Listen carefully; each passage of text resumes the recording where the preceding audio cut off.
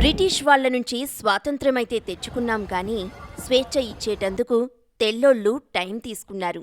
అలా వాళ్లు వెళ్లగానే గనగన అంటూ పెద్ద ఎత్తున గణతంత్ర వేడుకలు చేసుకుంటూ ఇప్పుడు 77వ ఏటకు వచ్చేశాం.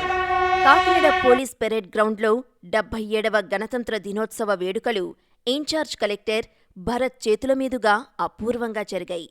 జెండా వందనం స్వీకరిస్తూ మనం ఏ విధంగా అభివృద్ధి చెందామో ఆయనకు వచ్చిన తెలుగులో చెప్తుంటే రాష్ట్ర ముఖ్యమంత్రి గారు కాకినాడలో భలే ముచ్చటేసింది.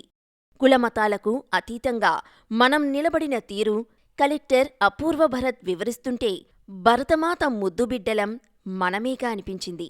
ఇక కలెక్టర్ భరత్ సతీమణి గౌరవ వందనానికి విచ్చేసి ఆహుతులను పలకరించిన తీరు కూడా భలే గొప్పగా అనిపించింది.